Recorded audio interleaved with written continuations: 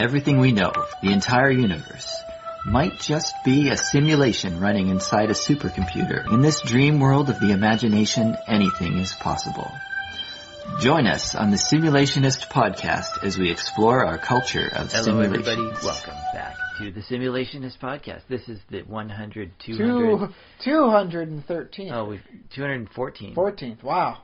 Iteration of the show. Yeah. We should really get these things hammered out before we start. To be fair, you threw me off the loop when you started with 100. I was flashing back to like over a year ago. I guess, yeah, our hundreds of episodes would be... Well, I mean, 190s were not that long ago, but yes. But if this was iteration 114, that would have been 100 weeks ago, or just under 2 years. 214, 214. Is there anything special about 214? I guess not. There's something special about every number, and that's why mathematicians love them all equally. Yeah. It is the 18th? Yeah, we're recording this on the 18th of October, 2016. My name is Josh DeLevin, and I bring you the illustrious tones of the Ryan genius. Kirkby, chronographer, at least. I'm able to tell which iteration and year it is to a great degree. Knows what day it is, anyways. Woo! It's Tuesday. Yes. Which means it's time for another podcast to be done. Okay. Yeah. Are we recording? Yes. Yes. Okay. So, how you been this week, Josh? I've been good. Well, I'm good now, yeah. I don't even remember. Why, were you sick this week? No, I'm just busy and tired. Oh. Which is kind of like being sick, isn't it? I guess, yeah. Yeah, the parallels are too close. Makes me uncomfortable. What'd you do? Well, I mean, making you I work. so tired. Oh, yeah, work. Yeah. I hate work.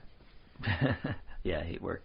Hate working. If it wasn't for all the stuff I did and the customers I have to deal with, it'd be great. That basically is the entirety of the job. Yeah. Yeah, I don't know. I've been I don't know, should jump right into what we've been up to this week? Oh, well, I think you had like a semi-conspiracy-based notion this week. Yeah, sure. Well, yeah, that's probably, I mean, I did a few other things. I played a bit of Minecraft. Same as last week, pretty much, building roads and stuff. Hopefully not dying in the same spot again. Did not die, Woo! Fortunately. I spent a lot of time fishing next to my skeleton grinder, so fish, punch skeletons, fish. Hey, is there a mod where you can get some sort of equivalent fish out of like the lava lakes in the Nether? Oh, I don't know. Man, I want to do that. I want to see what you get out of those things. You'd have to make a proper line out of it though. Like wood and spider silk are not going to. Oh yeah, you'll need maybe at make least it out of enchant. Whatchamacallits, the blaze rods. Blaze rods, okay. And then instead of the spider silk, what could you use? Gas tears? Yeah, something really esoteric? I guess you need to spin some kind of super resilient, twine of some kind, which basically, I don't know if such a thing exists. It would have to be... Well, if you can use diamonds carbon nanotube, diamond line. If you can use diamonds to make, a sword, then you can utilize diamonds to make a fishing line. Diamond fishing line, okay, yeah. So 2 blaze rods, and 3 fishing line or something like that. Yeah, I mean, out of this? At this point, it's different. Like Minecraft lava, I mean, video game lava in general is not very much like real life lava. You can carry it in a bucket for starters. Yeah, and it doesn't cool down in your bucket. And God, man, my life would have been so much easier if it actually does cool down to some degree. The amount of times I've accidentally clicked a bucket out and started burning stuff around me. And then for some reason lava turns into obsidian, which I think... Doesn't lava turn into pumice or something? Depending on the lava, obsidian is potentially possible, but not under most actual proper circumstances. Yeah, it's just sort of a rare thing. I mean, But obsidian is cooler than pumice. What would you rather have a big old block of? Barring calluses on your feet. I was just thinking pumice might be useful in some circumstances. Isn't it also a sharpening thing? I don't know. Maybe not. Yeah, you can use it. No, that's a whetstone. Yeah. But yeah, and of course you can't swim in real life lava. Apparently, you can try, but it's going to end a lot quicker than it does even in Minecraft. Even if you were somehow resistant to the heat of it and could stay intact without melting or burning, whichever comes first. It is liquid stone. It also is liquid stone, so it's very heavy, and you will float on top of it. Like you can't sink down into it. Like you'll just be. Well, that's because you're not tough enough, man. It's the same as like regular water. If you're a muscular person, you will sit lower in your water level than if you are more, we'll say, rotund, because of the densities will wind up you'll wind up floating more in the water. So like if you are like really freaking buff, you can literally walk at the bottom of the pool in some areas depending on its depth. Yeah. Fun facts. So like if you are just floating on the lava, then you are a weakling despite your ability to somehow ignore the burning heat of it. And you got to get really pumped up, man. You are just too lightweight weak. Well, yeah. I mean, if you were made of dolomite or something, but is that what Bender says? I'm made of dolomite. He's 40% dolomite, baby. Yeah, so you can swim through lava, something like that. Resistant, at least. It is thermal, preferential to like human skin. Yeah. Okay. So yeah, little Minecraft, little Gallivant. I think I've already talked about Gallivant. Fun show. Musical fantasy, like medieval fantasy. It's kind of like that old, like a Prince Valiant comic that I think maybe is still going in some syndicated newspapers. Except that it's like a TV series, and like you don't have to sing the songs just in your head. Yeah, exactly. Yeah. Okay, so that blah blah blah other stuff. But what I wanted to bring is just a little moment I had in the my week. I listened to, although I've also seen the music video. Are you recording? Yeah. Yes. Okay, the Men in Black theme song, I guess it is. The song they had for the original Men in Black, I believe it was. They did do a second song with Will Smith for the second one, which was pretty good as well. I'm not gonna lie. Okay. And then was it Bulldog, Pitbull? Pitbull, yes. Did the song for the third one with a bit of like a remix of the old. Oh, and I like that one. I do. That one was pretty good. There's that weird dubstep part in the middle. You didn't love it, but. The rest of it was I'm actually all about really the dubstep. Well, hey, don't get me wrong. I dig some good dubstep, but I think he was going with a nice fresh flow elsewhere, with doing a remix of a classic song to reference like the change in time going on for the time travel premise of the third movie, and you didn't really need that dubstep interlude. It was strong enough by itself. I guess at this point, people haven't really forgot about Men in Black per se, but it did occur to me when I was listening to the song. It's very similar vein to like Ghostbusters, in that like I feel like Men in Black is about as good a cultural phenomenon, if not better in some ways, but it's on a similar level as Ghostbusters. I feel. Yes. About that kind of universe. Separate but equal universes, I'll call them. Because I don't want to have to put them one up against the other. I just want to enjoy them both wonderfully. Yeah, but so. Admittedly, you can tell where the better budget was, though. Men in Black. Yes, definitely. Well, and Men in Black is what, 10 years later, 20 years later, 15, because it was 98 versus 84. 98, 84. So it's 14-year difference. Yeah. The difference a decade and a half can make. Yeah, and then the third Men in Black movie. Just a couple of years back. Have I even seen that? I think I saw it. Oh, it's available at the library. Okay, yeah. Go watch it if you haven't. But one other thought about Men in Black, though. Wait, what was my thought about Men in Black? The music, song styling. Like if you had a real Men in Black organization, like you were the Men in Black, like would that be like the style of song you would choose to sort of make? Is like this sort of top 40, flamboyant, flashy rap song that we're going for, and you're bragging about how great you are and stuff like that. To be fair, I mean, if you are the Men in Black, you are so much better than even the CIA. There is going to be at least a little bragging sort of desire in there. I mean, that's human nature. Yeah. That said, according to some people, the Men in Black might not actually be human, so that might not apply to them. So they wouldn't have similar human needs for things like social status? According to some conspiracy theories, they're actually robots. Oh, I see. So, yeah. So yeah, they might not be programmed to have those similar needs. Yeah. But then it also occurred to me that that's kind of the point of the story. Like, this is, like, our main character, our protagonist, is kind of a flashy cop who does things, not quite by the book or whatever. But it gets results. Damn it. Gets results. But he is, like, he's out in the open, he's loud, he's, braggadocious, stuff like that.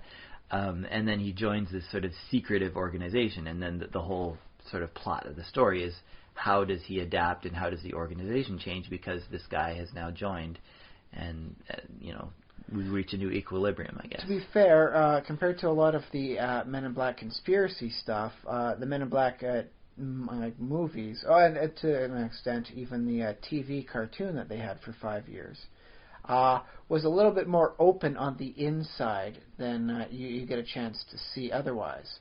Oh, yeah. Because, the Men in Black seem very secretive and mysterious to us, but that's because we are supposed to be in the dark from them. To the aliens, they have to be very much there, because they're at some, one part, they have to help the aliens, integrate into society, and they're partially, I guess, kind of like a parole officer to some degree. Yeah, okay. Always watching out, monitoring, and, getting, updates on the aliens. If not surveilling them at almost all points in time, right? Yeah. So, yeah, for the alien perspective, the Men in Black are anything but, this invisible, mysterious, organization. It's like, those guys won't leave me freaking alone, the Men in Black. How can you call them secret at all? They're, seriously, just knock on the wall, they'll be here in 30 seconds. Yeah, but then are they called Men in Black is that their face of the aliens? Is this sort of suited sunglasses kind of yes, persona? Except for in the cartoons, over in Hollywood, they do the shades, and what you do in Hollywood sort of thing. Okay. Their job over there is mostly to help aliens get roles as aliens in the movies. Oh, yeah. Yeah. Yeah. Without breaking any copyright infringement, laws, right? All right. Yeah. Well, on some level, I thought there was a bit of a contradiction. Well, that's the thing. It is, at least from our perspective. I can imagine the aliens thing is dude, you guys are not cool. You are a bunch of pencil-pushing wieners that just keep butting into my business, and this guy's making you look all cool.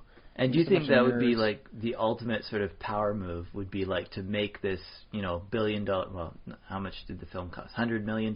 Yeah. Multi-million-dollar movie. Multi-million-dollar movie. Sort of just throw it out there. Just this is what we are. But it's only fiction. We're not real.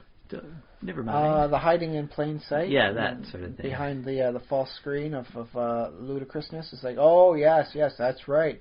This is your conspiracy theory just happens to match the movie that was out and made several $100 million a couple of years ago. Yes. Of course I believe you. It's real. You can't tell a movie apart from reality. Let's get this guy high on some drugs as we lock him away forever. Well, there's some conspiracy for you. I think it's a good one because it's not like that premise hasn't been used before. To create this if not put it out there from saying oh no man, that was you're mistaken, that's a TV series you're referencing, or that was a movie you saw. You learn how to separate them out with bad information. It's oh no, they do this, when really Men in Black are all about coring the asses out of cows in the middle of fields for whatever reason that you need to anally core a cow. Okay. Honestly, I still don't know why any alien species would look at it. That part, take it right there. So it's the reproductive system, or not it's the digestive system. The end part sort of digestive thing. System. There's more entertaining parts to take out of almost any animal than the anus. Of course, mind you, as the line on the old Kids in the Hall skit went, I think the leaders are all just a bunch of twisted ass freaks. Might be the most plausible answer for why they do such a thing. Yeah, alright. Okay, well there. Maybe that's all misinformation, so that when you think about MIB, sort of thing, you can't take them seriously. It's oh yeah, I guess you guys spend a lot of time, bringing back home, beef bowls to, your twisted ass freak masters. When really they are a legitimate threat. All right. So yeah, misinformation all around. So I think it's a pretty good thing, especially because you recognized it for being discongruous with the nature of the organization. Yeah, and I don't know why it didn't occur to me when I first saw the movie. It's like, oh, here's a fun song about... Maybe because you were in your teens and you were just enjoying like the movie and the hit song and learning how to do the dance moves they show in there. Yeah, well, I don't know how to do the dance moves. I did know them at one point in time. It was kind of nice to be able to dance that stuff out. Thank you to VHS cassette tapes and rewinding it to rewatch and learn the moves. Right. I could not repeat it now without at least a little bit of training. So, like, do you think Men in Black was almost like came out when we were a bit like too old, like to really? Because I feel like Ghostbusters. I was 18 in '98, so I think I was just the right age for it. Okay, well, no, 18 might be too old because like Ghostbusters. Well, I mean, it was '84. I loved the heck out of that one in the movie theaters when I was 4 years old. Did you really see it in the theater? Yeah. When you were 4? Yeah, my parents took me to see all sorts of stuff. Yeah, that's cool. That's really cool. Yeah, well, I mean, Jim Henson stuff they took me to out there, and I mean that can't be any weirder than what you see in Ghostbusters. Yeah, so, no, yeah. So yeah, like I mean, heck, my daughter watched it when she was 3 for Ghostbusters. She loves Ghostbusters. She knows who you're gonna call. Yeah. Well, yeah. So yeah. Maybe I would be too old to have fallen like deeply into the story, the same way I fell deeply into the Ghostbusters story, where it became a thing where you could actually imagine yourself being in that world. Whereas by the time I was 18, when watching, Men in Black and the like, I watch it. It's like, yeah, it's a really enjoyable movie. I'm getting all the good stuff. I'm watching this and that, and I'm paying attention to the cartoon stuff, but I'm not in the world to the same like deep degree that I guess someone younger would have fallen in. Yeah, and like at 18, you're not gonna like go home and I don't know. I guess we have, because we're nerds, we have role playing, but basically you're not doing the you'll go to the playground and Josh, if you would look directly behind you, and look right underneath my medieval book and right above my brown box Dungeons and Dragons, can you tell me what sort of box set you see there? It'd be the. Right underneath my medieval box on the shelf there. Oh, you have MIB the game. I do. Thanks to my brother who purchased it in Ontario when we were over there, seeing some family. I got it off him. We had it, and there was always plans to play more game of it. Mm-hmm. And it's wonderful. Next time he's in town, I'll see if we can all set something up and be MIB agents. Okay. Oh, sweet. Yeah. Yes. I want to do that. Yes, trust me, it's a lot of fun for at least the premise of the game. I'll see how much fun I can make sure everyone else enjoys it. But yes, that is like you're questioning like exactly what we did for did we ever play MIB? Dude, we bought the box set. All right, well there we go. Yeah. So now that I've proven myself alpha nerd. But if you could only be one, would you rather be a Ghostbuster or a member of the Men in Black, like an agent? Agent R. That's a tough call. Because on the one hand, MIB comes up with all that they have a lot more tech. And some really good suits. Both of them effectively get slimed up to a pretty good degree, sort of thing. So that's about like an even wash there. You don't want to be slimed, is what you're saying? Or you think maybe once in a while, a little slime kind of... What's the thing? I mean, like, both of them are very visceral. You got to get out there, got to do stuff, go places, sort of jobs. Yeah. So, like if you're out and about, you got to expect to get at least a little dirty. And if slime's your equivalent of dirt, well, that's going to have to happen, right? Okay, yeah. I think, though... I would go with the Ghostbusters because I have in my head alternative canons and stuff like that with like characters and stuff, and like I had time thinking of like with the update in technology you could have put down several PKE meters in the area to triangulate the locations of ghosts rather than just utilizing like this. I think it's this way. Mm-hmm. If you were to have like several of them put down, triangulate the distance from ghosts in relation to each other, you can figure out the exact location of a ghost in its coordinates in a 3D time. Have the information relayed over through a HUD system so that you can tell without having to like monitor the PKA meters and tell exactly which way you should be going.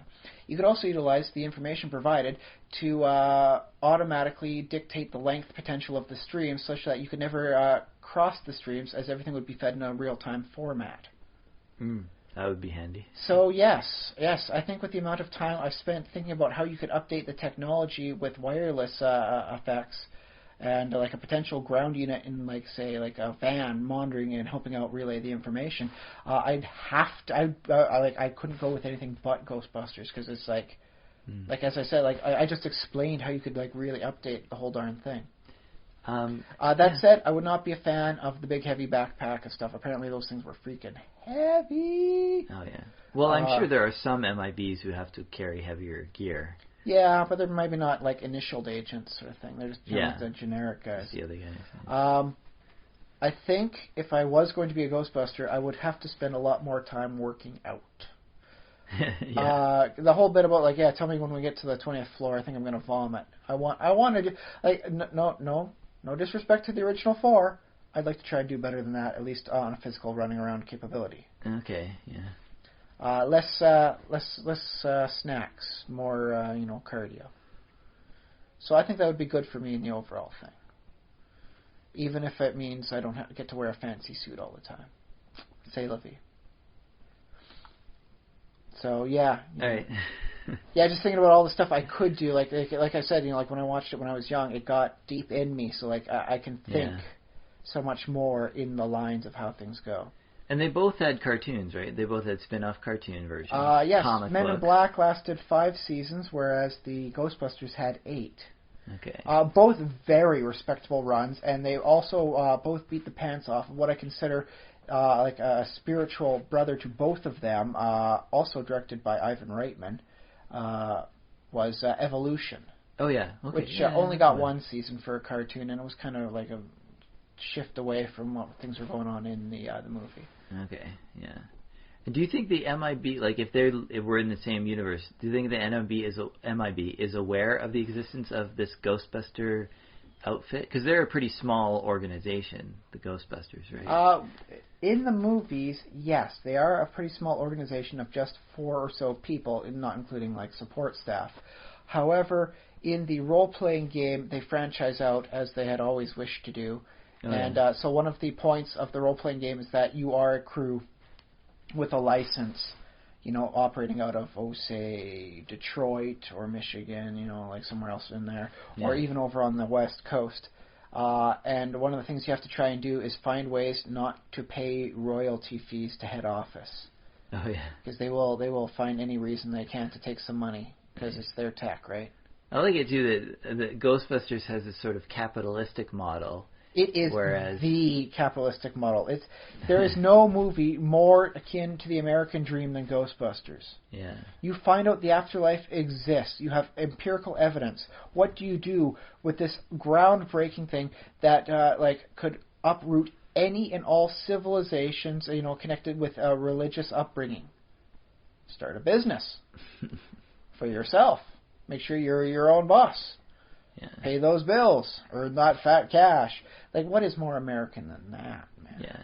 And I think in the MIB universe, we see references occasionally to people who have set their own, like, niches of business that caters to an alien or something like that. Like restaurants that have alien dishes, sort of thing, for their clientele in the back. But the people who sort of do the enforcement and stuff, that's very government, very central, very, like, it is based on the American system. Yeah. And it's I wouldn't say it's communistic, but it is very centralized, I guess. Yes. MIB is pretty centralized, right? Or do the agents have a bit more? I'm trying to remember now. They have some global authority, but they are very much a central organization. Yeah. It's not like there's a council and like you got to argue like different laws for different areas of the planet. I guess a special agent might have special autonomy, special powers, but basically he still answers to a central authority. Yes, some agents, especially those going deep undercover, would wind up having longer leashes, so to speak. Yeah, I guess it's kind of like I was saying, it's kind of based on the CIA type idea. CIA undercover police sort of thing. Yeah. There's some very wonderful stories you can work with on those angles for MIB if you want to like focus away from. But apparently the folks that own MIB don't have the same vision that Disney does about setting up like an entire expanded universe of movies. Okay, is MIB Warner Brothers or? I'd have to double check to see who Universal. owns. I couldn't call off the top of my head. Okay. I'm afraid. It doesn't say on the side of the box. I'm afraid. Okay. If you want, you could look at the cassette tape I've got. I still have one of the VHS? first. Yeah. VHS. And that's the thing. I mean, I think that's why I still have like the VCR players. Like some of these things just mean a lot to me. Columbia Pictures. Oh, Columbia. Yeah, I guess that would make sense. Based off the Malibu comics, I suppose. Although I believe. Oh well, that's an interesting situation then, because I believe Malibu is owned by Marvel now, which would make it under the House of Mouse. Okay. But then would Columbia have it? So there's some interesting things about what they could and could not do for that. Maybe that's why they never had an expanded world. And that was just the first one, so we don't know the second and third movies. I believe they'd be the same. Okay. Columbia, yeah. So yeah, interesting thought about how different the hit song was from the movie, as opposed to the nature of the organization the movie was supposed to portray. Yeah. Oh, and can we just about the Ghostbusters song? Oh yes. Probably like if you're a Ghostbusters organization, like you might even make an ad like that. Like, who are you gonna call? It sounds like a I ain't afraid radio of no ad. 1-800-NO-GHOST. Yeah. That was actually their number. Back in 1984, you could phone up 1-800-NO-GHOST, and you'd get like a recording, like things like, "Hey, we're busy out of the office right now," sort of thing. Please phone back another time. So that song actually made more sense in universe than the MIB song does. Yes, that would apply wonderfully in universe. Yeah. Especially if Huey Lewis and the News did not exist to the same degree in the Ghostbusters universe, so there would be no lawsuits this time around. Yeah. All right. Let's get your stuff. What have you been up to? Oh my goodness. Simulations. For some reason, creating a character of my daughter in the secret world has catalyzed me, and I'm getting all sorts of progress done there. I'm getting like skills out the wazoo here. I'm getting this, that, and that done. I got a Ghostbuster outfit for me in the game. I looked at it and because I could get a preview, like look and see how it would be on everyone. It was not bad, but it's less no. Like, the me character in the game is actually, is utilizing the elemental skill set, which, has electricity shooting out. So it's like, I am the proton pack. Right. And it's kind of nice to, kill the heck out of zombies that way. I'm not up to an area where I can just go run around shooting ghosts so easy. But it does feel just so right. All right. Now all I need is a good set of head goggles to wear on there, and I think I've got myself almost the look for the Halloween season. That still has not started in the game. They don't start till the 20th something. Which is That said, they do go to the second week of November, just about until Remembrance Day. And all that, Yeah. So it's not too bad. That post Halloween, thing that where everyone else just kind of drops it. Yeah. But I have gotten so much done there. I've gotten this stuff, and oh my goodness! And I don't know why that I'm getting more done when I have more characters than when I had less characters. Oh. Then again, I guess you must be playing more. Well, I do ask my daughters, what should I do now? And she goes, well, maybe you could play me on the secret world. Maybe you let me do stuff with me. And I'll be playing with someone else who's like, don't forget to play me, Daddy. Don't forget to play me. So now I got to really organize it out. Yeah. Fair enough, I suppose.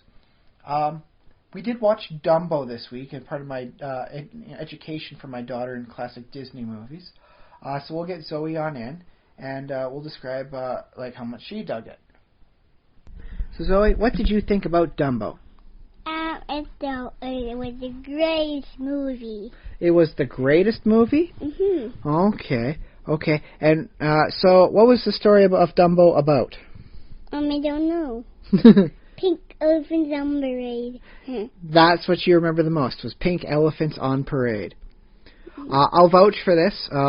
I did show Zoe the song for Pink Elephants on Parade, thanks to YouTube and all that.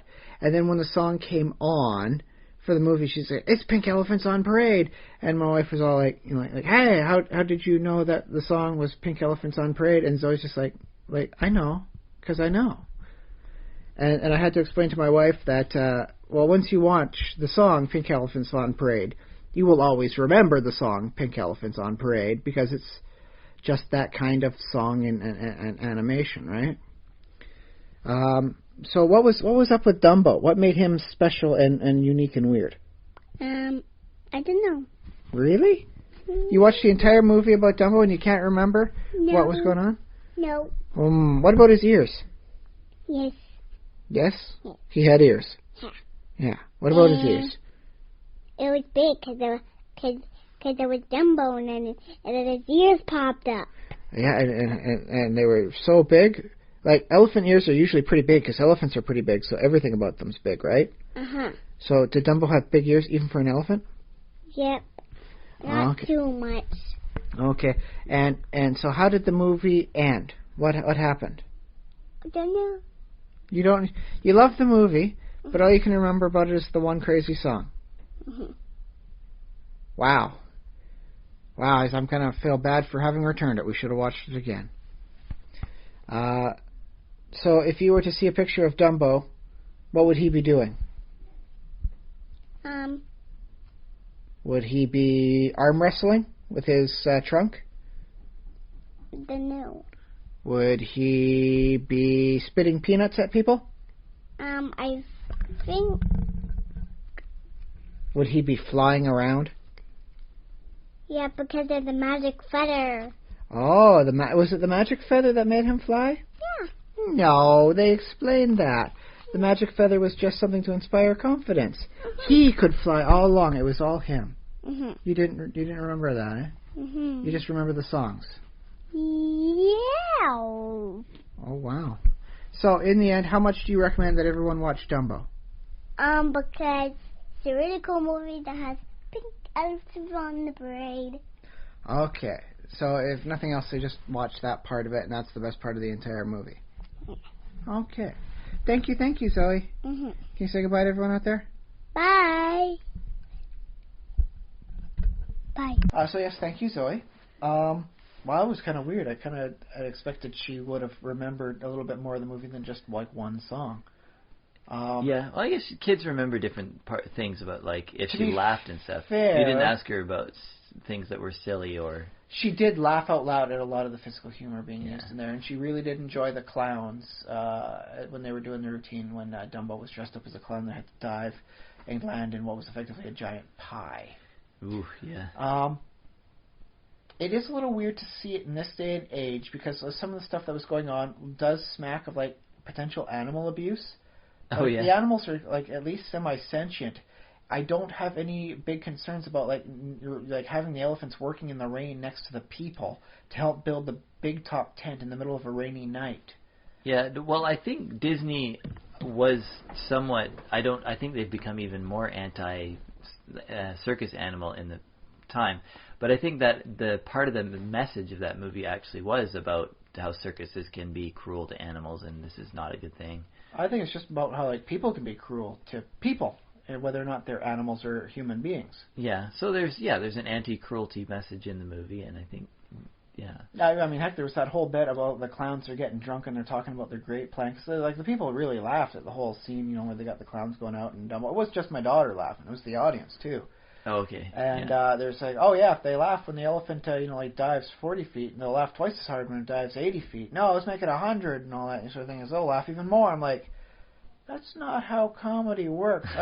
Josh, can I get your opinion on this? Is that how comedy works? Well, I mean, you can't deny physical humor can be very effective. I can't deny physical humor is effective. But yeah, doubling the height, I don't know. Where you actually start worrying about, like, oh my goodness, is this actually safe? Does it not take you out of the comedic thing of it? As opposed to just like, oh yeah, and then he jumped, like effectively like a 2-story building and then landed in what was a giant, like, cream pie underneath the net when it ripped. Well, honestly, like, entertainment-wise, you can probably get a reaction out of a crowd even if somebody does get hurt. Especially for the crowd in that day and age, I suppose, right? Yeah, and this is why they had, at some point in time, they had public executions, and people went out and saw them. To be fair to public executions, We didn't have cable TV or the internet back then. Yeah. So you kind of had to get your entertainment any which way you could. Although if there were public executions nowadays and they had them like on, television or YouTube, I think people would, I think they'd get lots of views. A lot of these, mandatory channels, we got, was it CPAC here? Oh yeah. Where it's like if you want to see what's going on in the House of Commons, yeah. When there's something happening in the House of Commons, they'll play that. So if they were to put public executions on that channel, maybe they'd get more ratings. Maybe they'd get some ratings. I don't think anybody really watches that unless they're affiliated with the government. I hope I'm wrong about this, but at this point in history, I have a little bit of a cynical view towards what audiences are willing to laugh at. There are some audiences who can be squeamish, but I think you can laugh at an elephant getting hurt. Yeah, I think. I'll tell you this. When Dumbo's mom started spanking that kid for pulling Dumbo out and physically just pulling him out and trying to hurt him, nobody was laughing then. Although the elephants did all have a good chuckle at what she did to the ringmaster. She basically threw him around in like a damn rag doll and splashed him into a big old tub of water. Oh yeah. There's no injuries or anything because then Mrs. Jumbo would have had to be killed. Yeah. And that's just the objective fact of how things were, but because nobody actually got really hurt, just really embarrassed and scared, she got locked up into a mad elephant cage, which is still very progressive for 1940s because it's every time they move, they have to move that mad elephant area with them along the train tracks. It's that's extra weight, that's extra coal, that's extra cost. It would have been a lot cheaper to have killed her and been done with it. So. That was pretty progressive, of Disney to say, as to why the mom didn't get killed. It's just it's a very nice, place. Even with the ringmaster getting tossed and embarrassed and almost stampeded by a rampaging elephant, he still kept her alive, chained up where she couldn't hurt anybody, but alive. So that's very, very humane, I think, especially for its day and age. Could be, yeah. I did notice. Two things, which are really, I guess, two halves of one thing. So they have the bit in the movie with the ravens, where they sing the song, I done seen about everything when I seen an elephant cry. Oh, yeah. Great song. I love it. Always have loved it, and I don't care what other people say about it. It's a great song, and I always will love it. Well, it is a good song, yes. It's great catchy. plays on words, yeah. Good rhythm and stuff, and good lyrics. But the problem about it apparently is that it is I'll use air quotes here, black person's song, and the voice actors were apparently all white guys. Yes, this is where we run into what they call cultural appropriation. But here's the thing: I don't think it was meant as any evil, malicious, we'll steal their music, mwahaha. Because earlier on in the movie, I'm watching as they're setting up the big top sort of thing, and there's a bunch of black men working there, but they're not blackface caricatures. Dude, I have seen some stuff from around that era, stuff with Bugs Bunny in it, and oh my goodness, that is racist. There is no way that's getting played on any public, airwaves these days. It's just too contentious to put out there. Yeah. But these were just, big burly black guys helping build the big top in the middle of a rainy night. Yeah. And then when you see the audience later on, there's some black people there, and they don't look 100%, real human beings. And it's a mixed. What year was Dumbo made? I think it was 1941. So they still had movie theaters would still have separate sections in those days. Yeah. And circuses presumably would have different seating for white people and different section for black people. In almost all areas, sadly, yes. Yeah, I don't know about Canada actually, which probably feels like an oversight on my why don't I know if we had segregation? I don't think we had segregation, but I'm not sure. I don't think we had it as a law. I think we had it as a practice. Yeah. Yeah, it was a thing. But yeah, later on when you're looking at the audience, there's black people in it, and they're a little cartoony, but the white people are pretty cartoony too. Okay. So it's not as if the white people are all looking realistic, people drawn from a magazine still, and the black people are all goofy. So it's not as though they have anything against anybody there. When when it's time for hard work, the people look like people. When it's time to see a silly audience and clowns and all that stuff, everyone's a little goofy looking. Okay. That's just how it is. So I didn't see anything racist that way. So I think that changes my, at least, perception of the Crows song, because early on they've proven that they're not out to make fun of anybody or try and like steal like looks or like utilize like the old vaudeville blackface style. Right. Well, it's not. It was conscious. more unconscious thing of like, well, why don't we get black people to sing like a black person's kind of song? It's just like, well, we got these guys here. Back in the day, you'd have a standard crew. It'd be like Universal Studios would have like people on there. It's like, yeah, you're part of our Universal staff. Like we call you in, like you'll be working over here as a background member here. You'll be over there doing this stuff. And they recycled their actors an awful lot. It wasn't just like, we're going to hire you for this movie and that's it. You were part of the Universal Studios family. Mm-hmm. When you're in, it was like, I guess kind of like the mafia being like a made man. It opens up all sorts of weird privileges.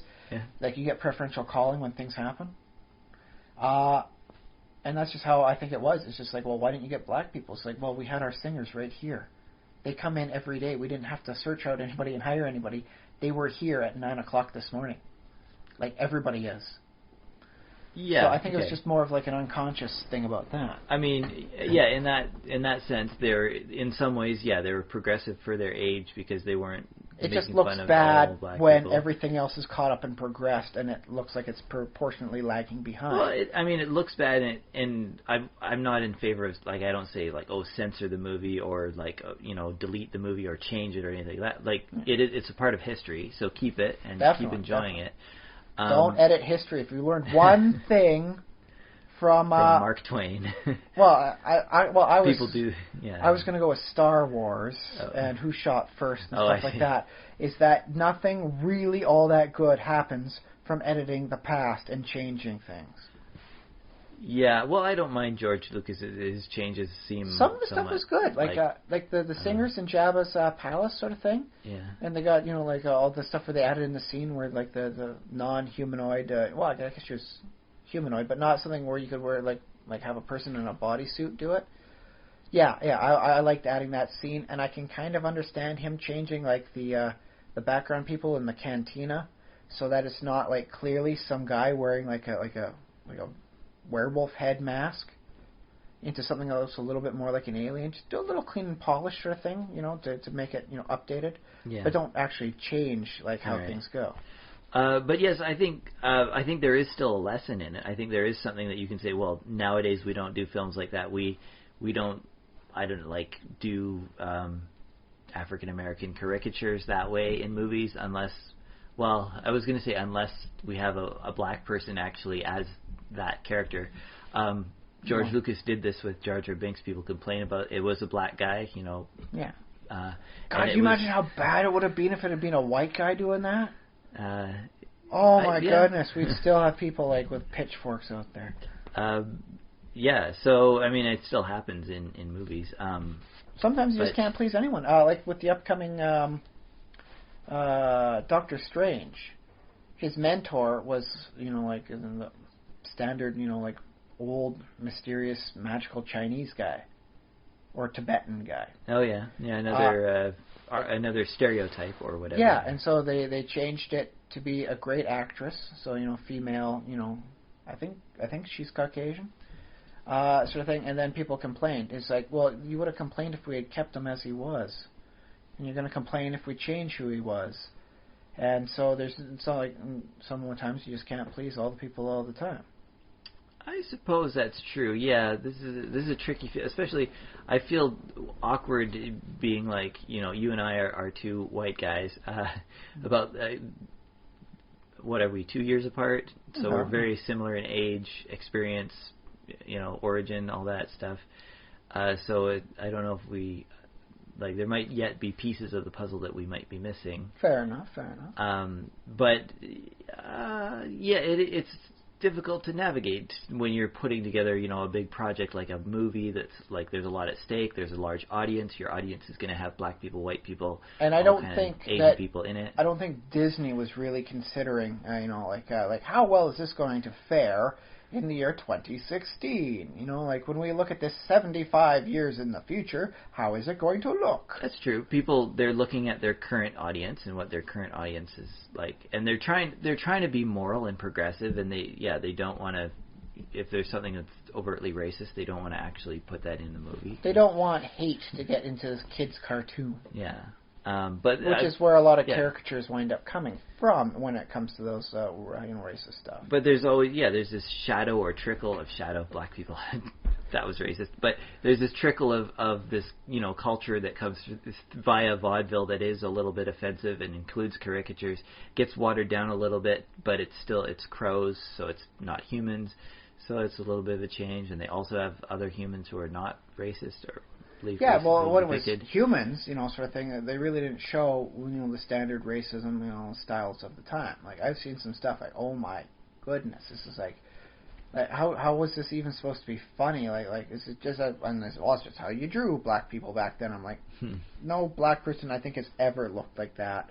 No human being has ever looked like that outside of a lot of alcohol and some harder drug use. One thing that, again, like to refer to the vaudeville, or is it? I don't know if it's vaudeville is the right word, but they had minstrel era. They had white guys who would tour the country and do acts like in blackface, and they would be rather exaggerated.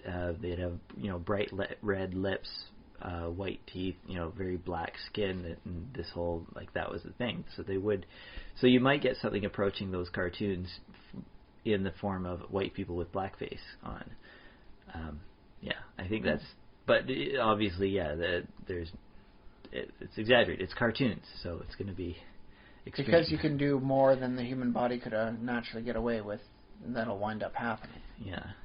But here's the thing though. It's like I think it looks worse than it really is because of the difference in because it's still being pinned to where it was in time.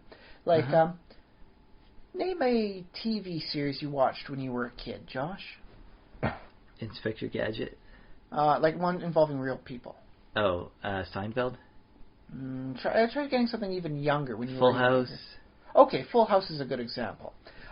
You remember, like, the little girl, played by the Olsen twins, right? Yeah. So Michelle Tanner. Yes, you see little Michelle Tanner. You see her as the baby. You see her up to what age was she towards the end of the Full House? Yeah, I don't know how many seasons they did. She must have been 4 or 5. Yeah, to the toddler age sort of thing. And that's not a bad time to see things. Like for instance, because I'm a few years older, I remember watching The Cosby Show. Yeah. And I remember Rudy Huxtable sort of thing. And then the show ends, and life goes on. Like I've seen, the actress who played Rudy Huxtable, as a full-grown adult.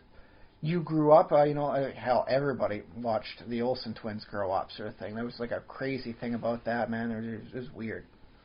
But yeah, everyone watched the Olsen twins grow up and become the nice fashion designing adults that they are today. Okay. And then you go back and then you watch the original series, and it's like, wow, they look so young. Especially if you were young at the same time. I remember looking at Rudy Huxtable, and it's just she's the same age as me. So it's she was someone I could really identify with in the Cosby Show, because it's there was that age connection sort of thing. Yeah. If she's not getting something, I'm not getting something, and likely because we just don't have the background. And then the dad explains things out, and then oh hey, now we're both informed a little bit. I think more. In Full House, the middle daughter is my age. Okay. Stephanie. Yeah, Stephanie. So you have that connection of this is someone my age. And now if you were to go back and watch Full House, you'd look at Stephanie Tanner and you go who is that young kid? Sort of thing. It just doesn't look the same because it's still pinned back there and everything else has moved forward. Do you get what I'm explaining? I'm not. I think I might have lost your point. But so things change. Because that's the thing. Because time goes on. And everything, including the actors, and sort of thing, go on and continue to change. That when you go back and you look back at that point, that connection you had once seems broken because things are different now. And I think that's the same sort of thing when you watch the older Disney movies and you see stuff. It's wow, that was kind of was that a little racist to see? Was that effectively a cartoon bird? Blackface going on there? When really it was not as bad as it was, because back then it was still so much further ahead progressively. It's kind of like a Doppler effect thing going on. Yeah, well, I'm imagining what a person trying to put myself in the shoes of a black person in the 1940s and 50s, going to the movies. I mean, I'm not sure if I can articulate that experience, but yeah, you see, a movie with animals, like it's not about white people. Dumbo's gray. Yeah, Dumbo's gray. You're just halfway between both, right? Yeah. Chromatically. And yeah, you see these sort of the minstrel type birds in the movie that you are somewhat aware of the fact that. Would you even be aware that they were white people singing? You might not. Yeah, that might be. Well, is that an excuse because the people weren't educated enough to know?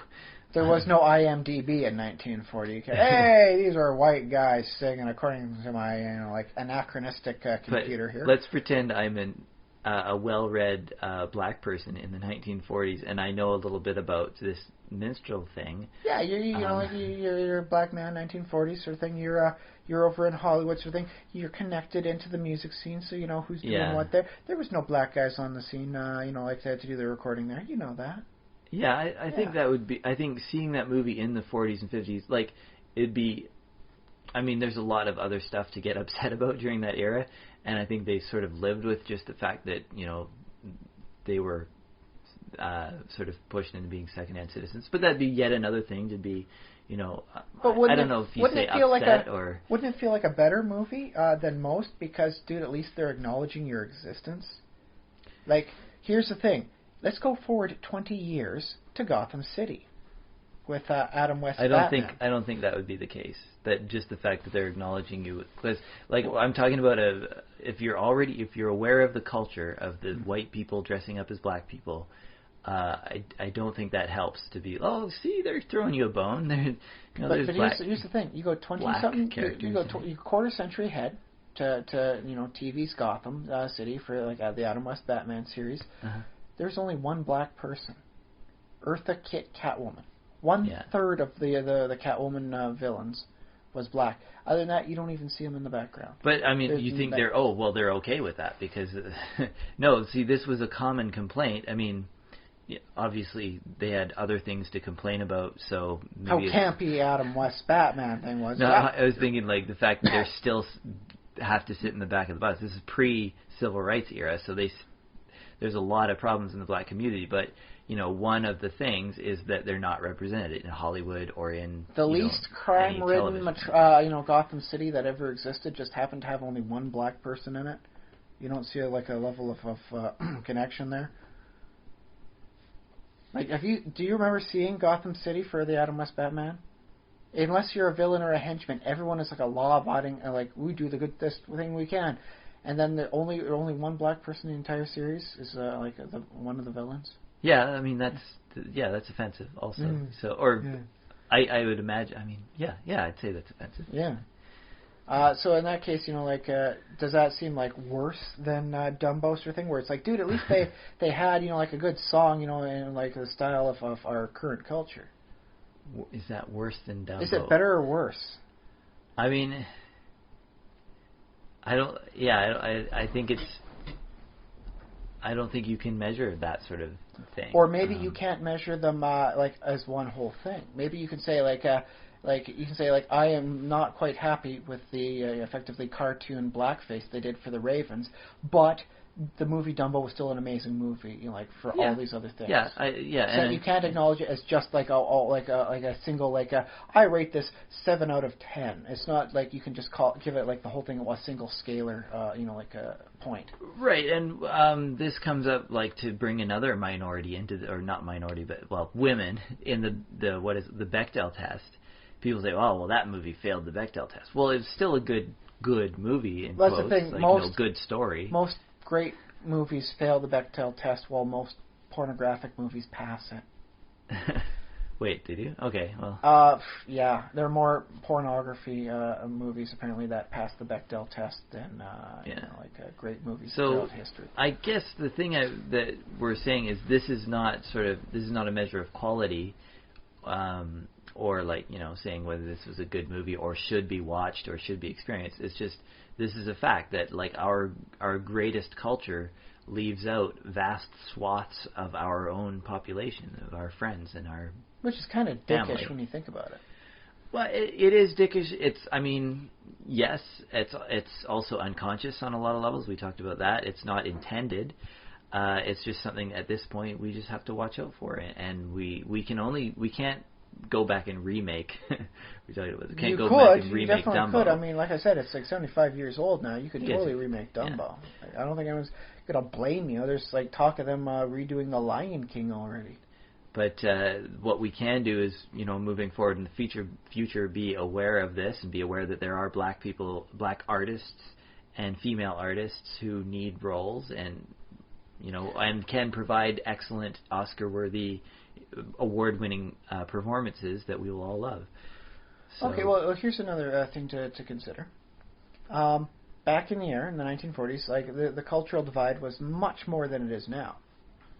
Sort of thing is like okay, sure, I'll go with that. And so like if you're a black person, you didn't go to like the white person places. You wouldn't even be allowed in. Right, and like a white guy going into like some of the places for black people would likely be putting himself in some danger. I mean, I guess depending on the location in question, I think there. Yeah, okay. Just the fact that he's intruding in, like potentially puts himself on the spot. Maybe in danger, depending on what the nature of the venue he's going to. Sure, we're talking across several decades, so there might be and several. I guess we're talking mainly America. But here's the thing: by putting out like the music sort of thing, where they've got like Pink Elephants on Parade, some fun little goofy song, and then they've got like Casey Jr. puffing down the tracks or song, and then they put in the song, with the Crows singing in there. Doesn't that seem a little bit more inclusive and helping to break down that, where there's a little something for everyone? And that way, like, everybody gets at least a little bit of exposure to all these different types, and thus make sure this is a little less like, hey, I kind of dig this music here, like, this ain't bad music. I mean, that's... Well, if we're talking, like, bringing it... I don't know enough details about the Dumbo movie, but if we're talking about bringing in black musicians and artists and Which would composers, be preferential, I mean, but if you're not going to be doing that, and you're just going to be using, like, the studio crew to sing the songs, well... I guess that's better than not including the song at all and just sticking it all with like other genres. Well, I guess that's a good question. I can see either side of that one. I guess because well, here's the thing. Right. Like we'll go to Elvis. A lot of people accuse him of stealing like black music and putting it out and making it popular and the white people listen to it. Yeah. But because Elvis made that music popular, didn't that kind of break down a wall so that like actual black artists can sell their music and get better, or at least a wider audience base, as opposed to before it's like, dude, like, what are you doing picking that up? You're a white guy, you don't listen to that music.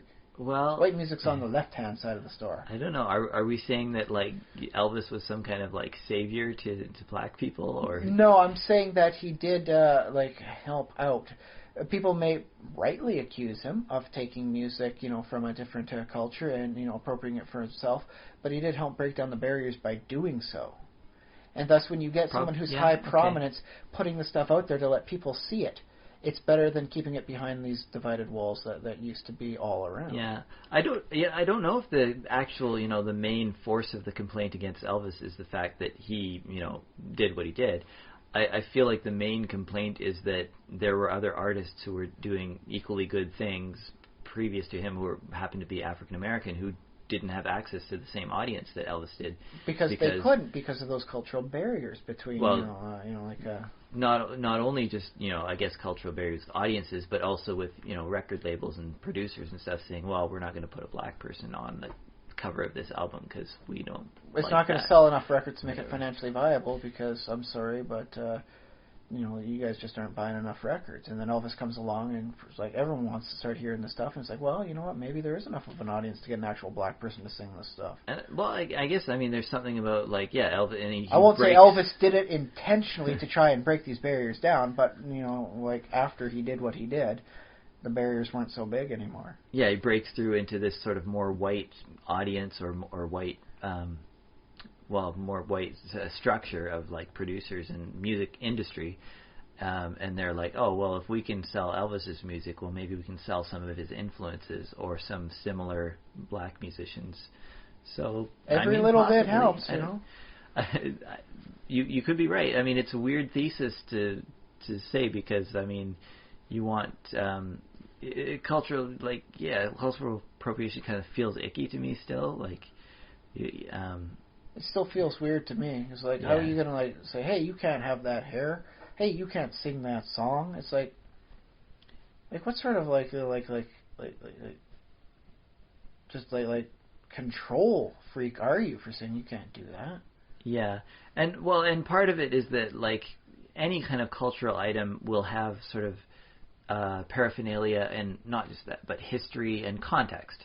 Yeah. Like it'll have like, you know, it's with like a piece of culture comes from within a culture, right?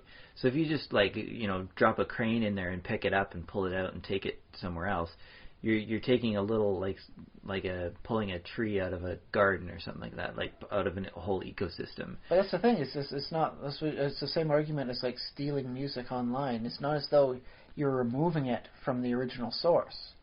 You're just bringing it over and copying it to another area. Well, okay, but then what happens when you bring it over to a new area is they think, oh, well, this is what black people are about or something like that. Whereas you have sort of a now divorced piece of culture that's like doesn't have what was around the depth to it. And people just enjoy surface level, which is, I guess, I mean, on some level I like that too. I don't mind surface level features like, oh, this is a beautiful thing. Do you really have to understand the entire history of China to enjoy the Chinese buffet? To like enjoy on some level. Do I have to know the military victories and defeats of General Cao to enjoy his chicken? I'm not sure if that's a real thing. I mean, General Chao's chicken is real, or whatever it's called. I think he's real. But I'm not sure if the connection is real. But it might be mythological. It's about as close as Caesar to his salad. Yeah, something like that. So it's like, how much do I have to understand about the Roman Empire to be able to eat the salad?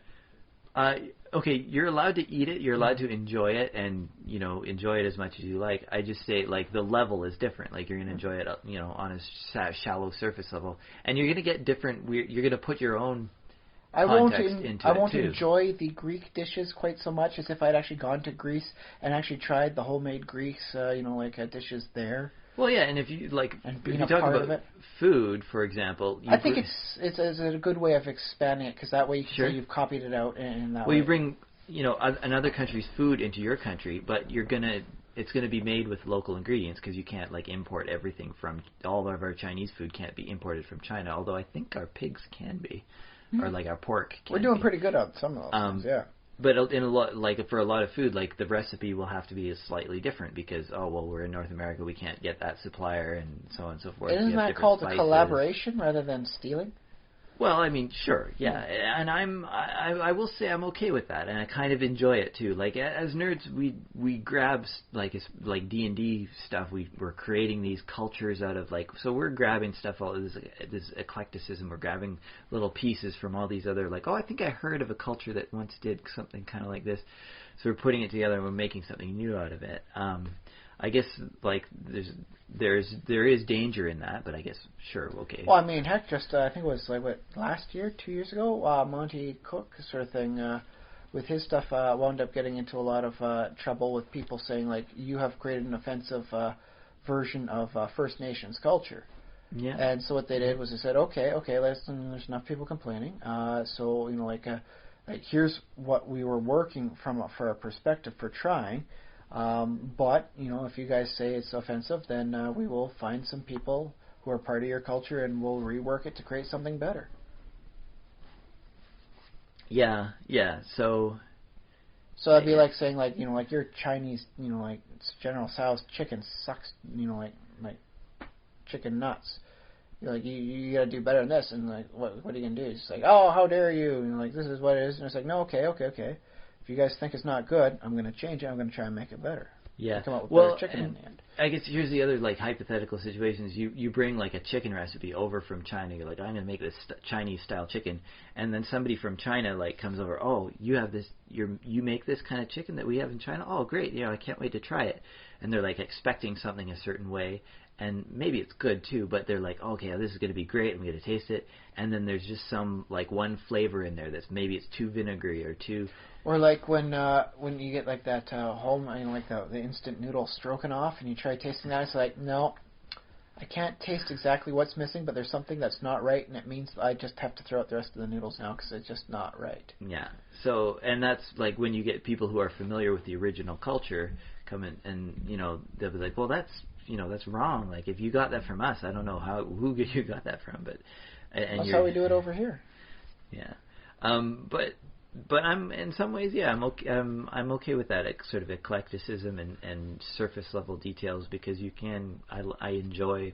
That's what I enjoy. I would love to be able to get the depth on everything, but I'm just one human being with only so many conscious hours a day. Yeah. I'm afraid it's just not possible for me to learn everything about everything, at least without like the use of some serious educational medicines. Yeah. And who knows, maybe everything will taste weird if I take that stuff, so it won't work right. Yeah. And then, of course, like, I think probably the biggest, it's not the fact that, you got it wrong, or, you're missing context, or something like that. I think the biggest complaint is that it's imperialistic, and just the fact that we live in this culture of people who have been systematically, like, oppressing other cultures, and then taking from the oppressed cultures. It wouldn't be so bad if we could take from an equal culture to us. Well, let's take this from a little bit of a heavy note to something a little bit lighter then. Yeah, let's get light. This week, I did get a chance to see Batman vs. Superman, Dawn of Justice. And I found myself torn as to how to rank Batman, because my big issue with the movie was Batman using guns.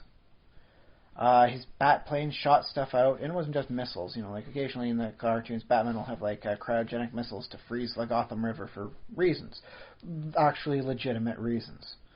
Whereas here, no, he's got guns. His Batmobile was shooting off all sorts of stuff that blows up cars and stuff. And it's like, dude, you just shot a person. And so I had an issue with the movie then because there was this gun using Batman. And so. Am I upset because Zack Snyder has appropriated my Batman and utilized him in a way that I do not find Batmanish? Is that some sort of like nerdy appropriation that I am unhappy with? Whereas I should just learn to it's not. Yeah. Well, maybe because you've been taught, or your experience of Batman is this one way. And which does not include guns. Specifically, Batman does not use because guns his origin. I mean, in the first couple, issues, Batman used guns, but then they realized, do we have to kind of make this Batman guy stand out from the other nighttime masked vigilantes that utilize guns to hunt crime? And so they said, what if he doesn't use guns? Yeah. And then that was kind of his thing. Is like, what sets him apart? He's the one that doesn't use a gun. Yeah. And so seeing him use a gun is just kind of like, what? Aren't you kind of taking away the core essence of what made him big? Probably, but I could argue that now today's Batman, he doesn't need that anymore because he's established as a character. People just people he's just got know enough Batman. Other things going for him. Well, yeah, people are familiar with Batman, and the other icons, the cowl, the cape, the batarang, the gadgets, the Batcave. People, the sneaky, sometimes dickish moves. Yeah. Paranoia. If you make a Batman movie today, you don't have the challenge of distinguishing Batman from other heroes because Batman has kind of. But if you change the stuff of what he's like, could you say he's really Batman? What if you have him without the cape and cowl? What if you have him using guns? What if you don't give him any tech toys or thing? What if you don't give him $1 billion of Playboy money to work with? I'd say there's Is that Batman? I'd say there's a critical mass level of you need enough icons and stuff that's generally associated with Batman. Because that was the big issue I had with Lex Luthor. Yeah. Don't get me wrong, Jesse Eisenberg played a very charismatic role for a character, and I was quite intrigued by how he was doing stuff. But I don't think he was Lex Luthor. I think he may have actually been the Toy Man. Because he didn't seem like Luthor to me. The Luthor I know, and I guess to some degree love, because I do enjoy a good villain. Uh-huh. he's not, you know, like skipping around, you know, like tweaking people sort of thing, and he's doing crazy stuff with his hair and all that, you know, and he's making little things and comments and blowing up things and no. The Lex Luthor I know is in control. He bespeaks control from every word and motion he has, and it's only when things go really bad with Superman that you really get a sense of like like seeing him crack under this. So instead of like trapezing around, Lex Luthor walks almost like a metronome, clock, clock, clock, clock. He is in control. He is almost downright demeaning, but he is never wrong. Right. Yeah. And that's the Lex Luthor I know. And sometimes he's a criminal mastermind. Sometimes he's a corporate mastermind. Sometimes he's wearing a big old green and purple suit flying around blasting stuff. But he's always the Lex Luthor of this style and sense. And so, you know, the Eisenberg portrayal of him seemed as though it lacked that critical mass. Yeah, it could have. I don't think there's as much, like, I think the one you want to get more correct is the hero. I don't know if the villain is as crucial.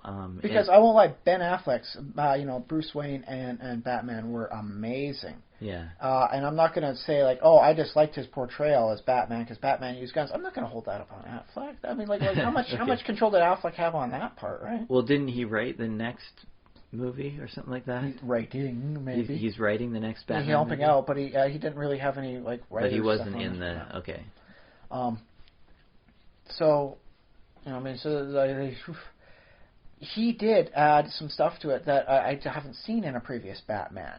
So this difference actually helped out, sort of thing in that way. Okay, yeah. So you like some difference sometimes. There was some difference in there, but it helped. Like there's a bit where he's talking about, you know, like maybe it's like Gothamite in me, but we don't believe in heroes, sort of thing. You know, like as he's talking about like Superman. He's like we don't really appreciate costume, clowns running around our city.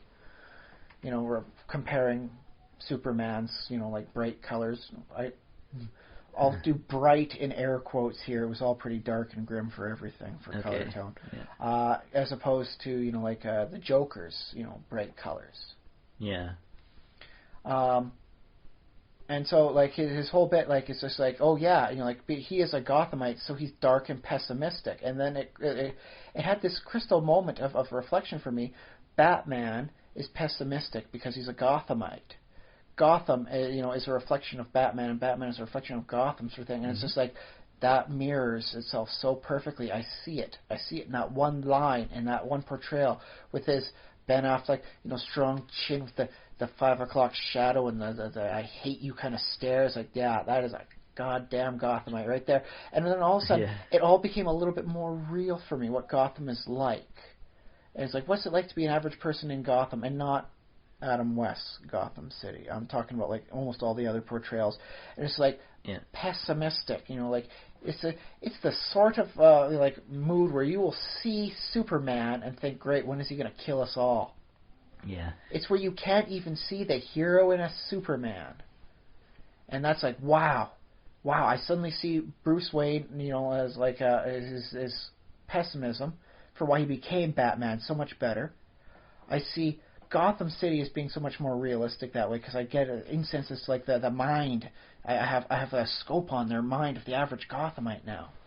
So there's some stuff that added that I really did love. So don't get me wrong, just by saying things are different, they must not be true to Batman. Yeah. There's always areas where you can add and clarify and put great examples for. Yeah. I couldn't say a bit where I saw Lex Luthor say, yes, that is a true Lex Luthor moment. Well, it's interesting. Yeah, it might, for example, it might have failed the Bechdel test. It might have failed on some area of racial representation, and it might have failed in some Perry White nerdy. Was black in this case, Okay. Yeah. It might have failed like on some nerdy tests, like does Batman hit all the marks? It failed the Batman test. Failed the he Batman used a gun. And yet still be an entertaining movie, right? Well, that's the thing. Is like I had to change my concept of how much I was digging or not digging Superman until the very end.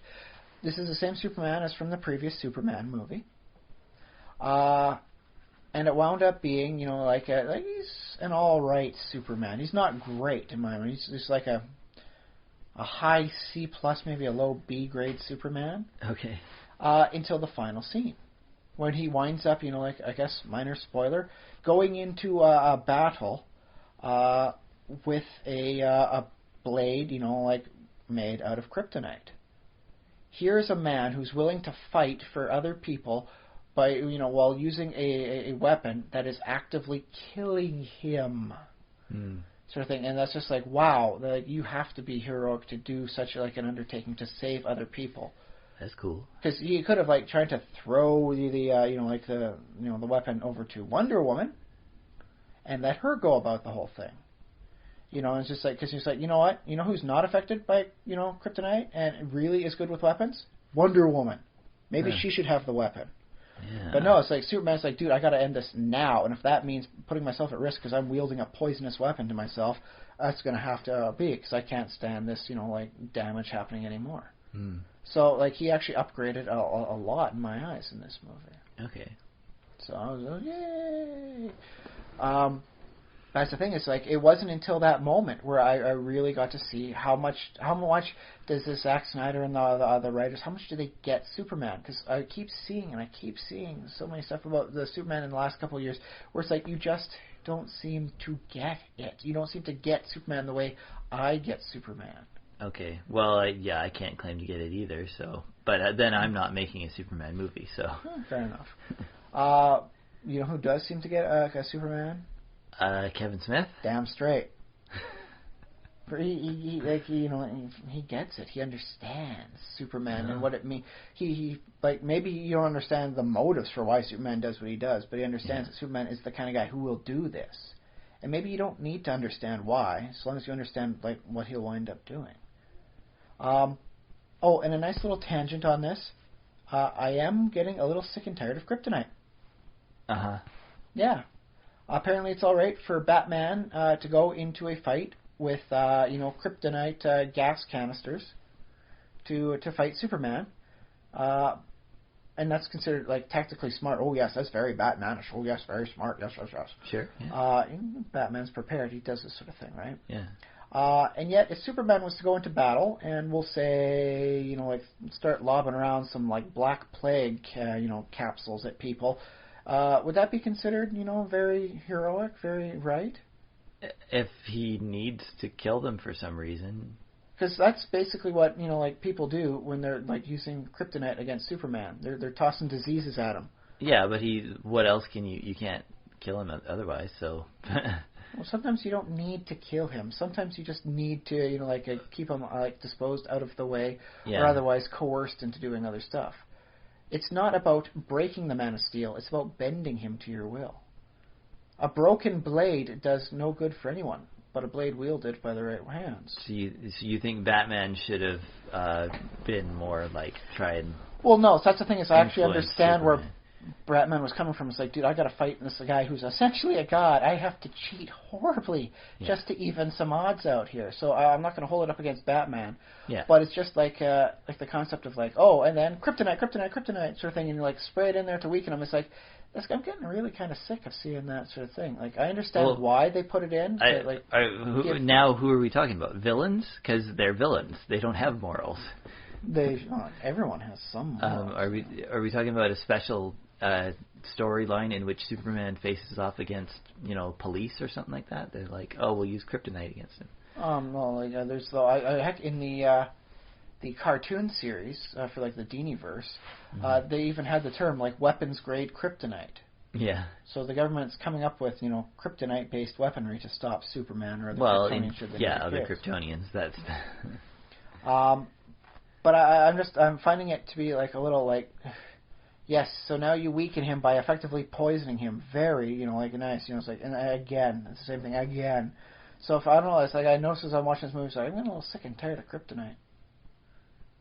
I bet you Superman says the same thing. I get sick every time I think about kryptonite. Except blue kryptonite, not blue kryptonite. Oh, that affects Bizarros. It's just, something is I noticed as I was going in, when I was using this. Oh, yeah, kryptonite sort of thing. That said, the fight scene as Superman's recovering from the kryptonite poisoning was actually pretty boss, and I really did like that. I think Like, I'm not happy, like it's, oh yeah, Superman fighting Batman. It actually wasn't too wild about that. Uh-huh. But the fight actually was very enjoyable. Yeah. And that's the thing, though, because that goes back to like the I enjoy it and then I don't enjoy it because we're like back to Dumbo sort of things. Like I was a little like not happy with like the effect of blackface I was watching, but I was enjoying the rest of the movie. So it turns out you can like and dislike a movie at the same time.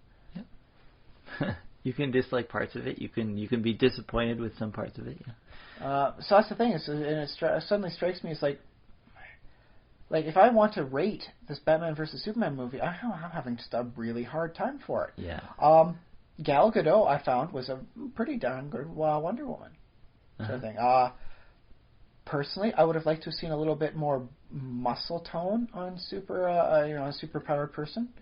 Because, why is she so skinny, and sort of, like, looking so, non-toned as opposed to Superman and Batman being freaking ripped? Yeah. Sort of thing. I mean, because, you can make the argument, it's like, oh, she doesn't need to have massive muscles. She has super strength. It's like, no. Superman has super strength, and look at his six-pack. Look at his abs. Check those biceps. You can still have both. That's the thing. You can do that, right? Yeah.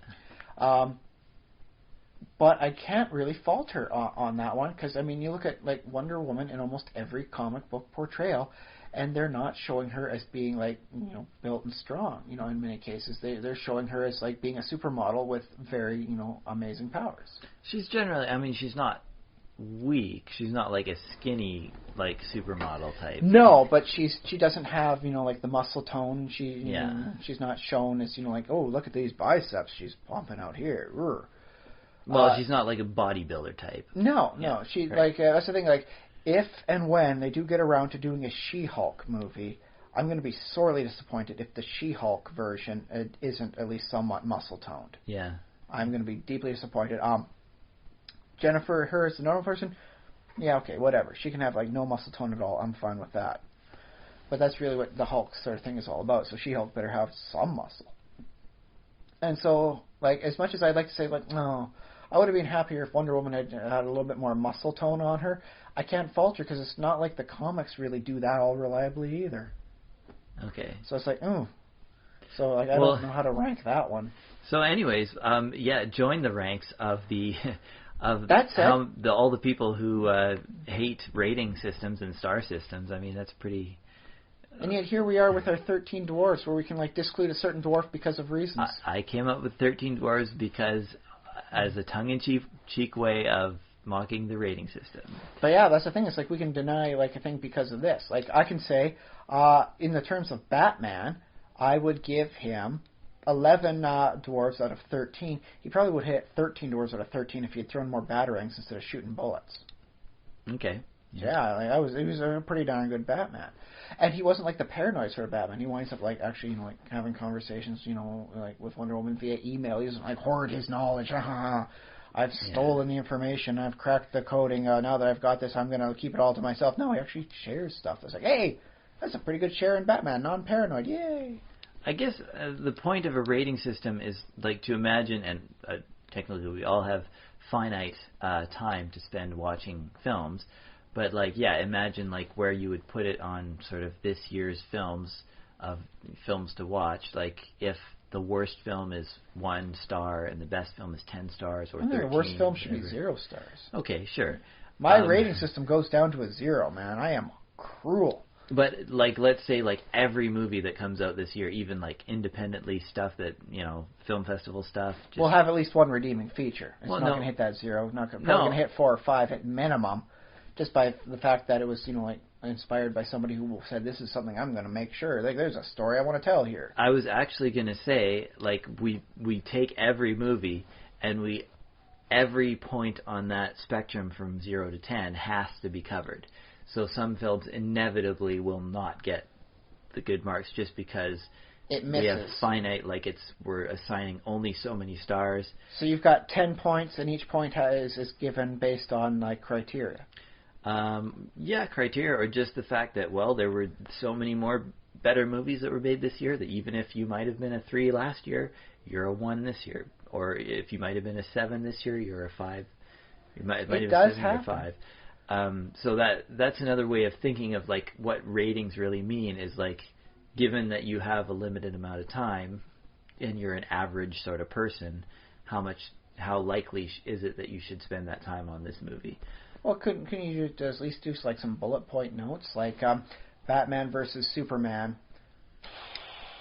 7.5 out of 10, so a decent watchable sort of movie, right? Uh-huh.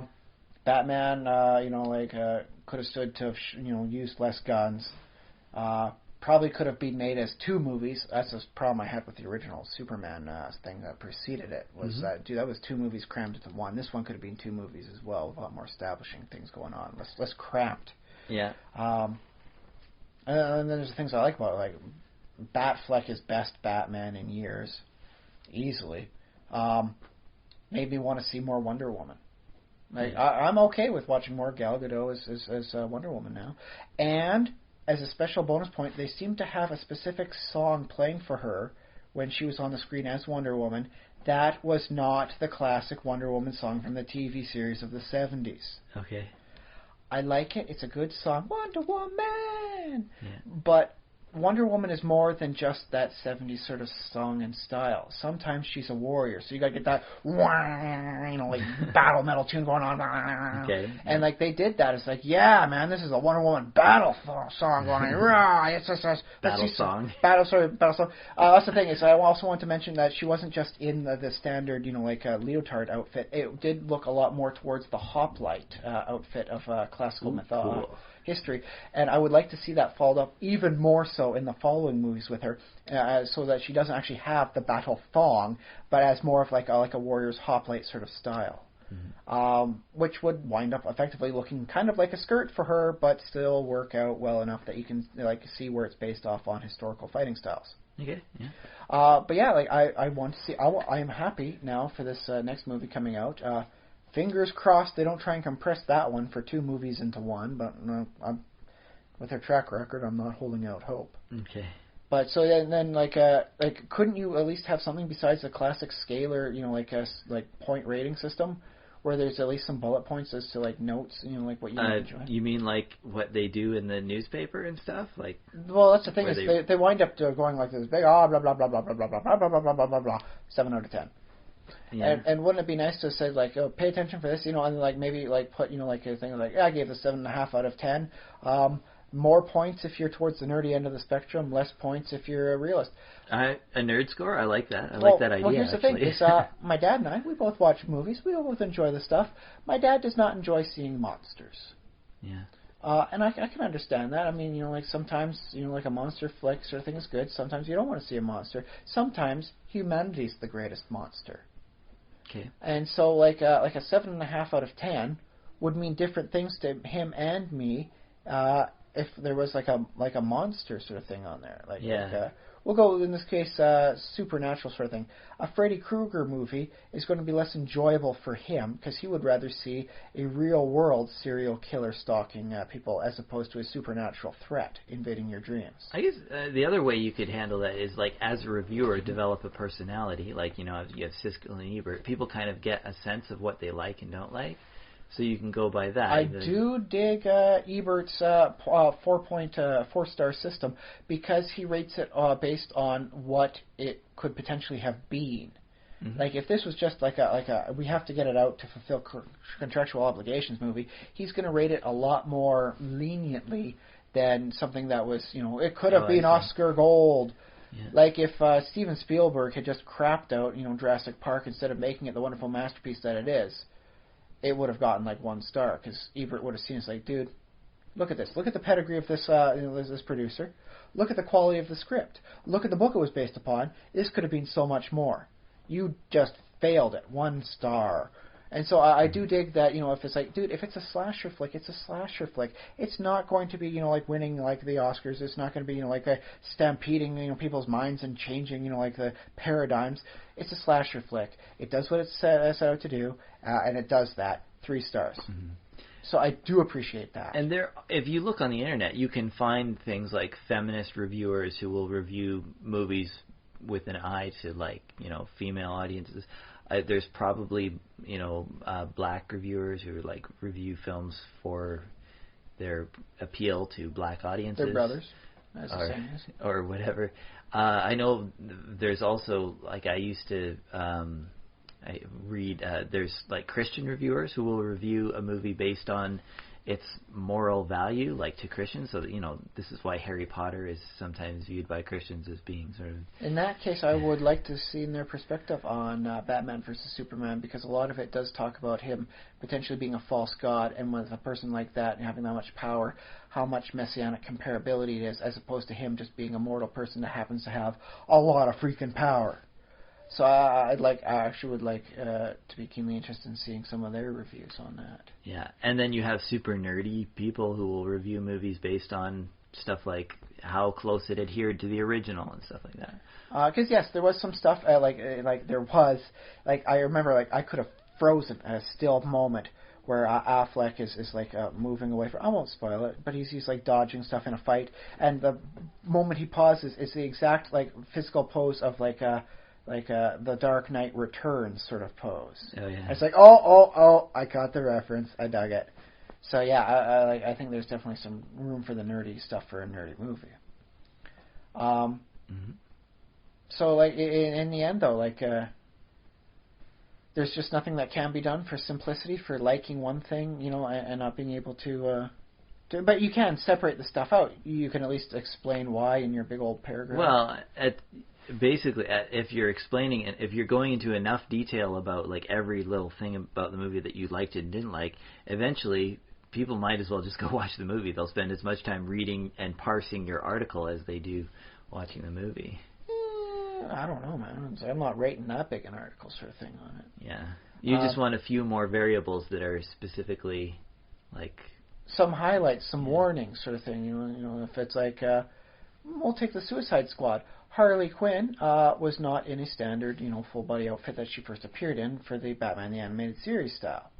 Some people didn't like that sort of thing, so you could put, changes in costume style match appropriately with the gritty motif of the movie.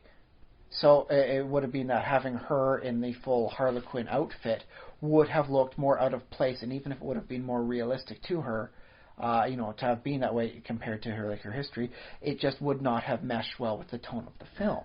Right. In which case, I would have loved a little note of that. It's dude, it's I dig the outfit, but it doesn't really work with how we're doing things. We want to try and keep things with a semi-realistic look. Okay. Which is a problem that I had with Superman's outfit again, is it looks thick and kind of tough and resistant. It's Superman does not need tough, resistant stuff. He's got skin for that. Well, it needs to be resistant to the things that he puts it through, so the clothing doesn't just disintegrate off of him. That's why you have the story, of the Silver Age or Golden Age stuff, where it's material left over from his suit. Apparently Kryptonians all have an outfit on that, and it grows with them. He wears the same outfit for the rest of his life. Well, I guess only as Superman. As Clark Kent, he can wear whatever. Yeah. Clark Kent actually had, problems with a few things. His speed would cause friction burns, and he was able to come up with a chemical he could put on his clothing that made it more resistant to friction heat, but it had issues of spreading the dye around, except in cases of red and blue. And in cases where there was none. So that's why he always wore a blue suit with a red tie and a white shirt. Because those were really the only colors he could wear, in some comedy. I mean, he could have gone with a blue tie and a red, suit. And all that. But, that's the explanation they have, and good enough. His eyes, how he's got an extra crispy setting with his heat ray vision, right? Yeah. Yeah, he had a problem with regular glasses melting whenever he tried using that. He checked, no, there go the glasses, and he melted. So he took bits off of the spaceship, which were, Kryptonian technology, and hey, it goes through without, damaging. Okay. So he actually only has one pair of glasses. That pair of glasses is very important to him, because if he loses that one pair of glasses, he has to go back to his spaceship he came into Krypton, came from Krypton with, and get another pair of horn-rimmed glasses. The reason why they're horn-rimmed is that they were rather kind of hard to shape out, and that's kind of how they kind of settled. So he couldn't have more stylish hip glasses. He kind of was stuck with the horn rims and things. So it explains. He could have not worn glasses. It was part of the disguise sort of thing. Yeah. As I believe they said in one of the comics, wearing the glasses helped distract away from his strong chin line. It made his chin seem less and draw attention further up on his face, whereas when he's got the glasses off, he's got that Superman chin. This nice, like, I'm a superhero, like lantern jaw chin style.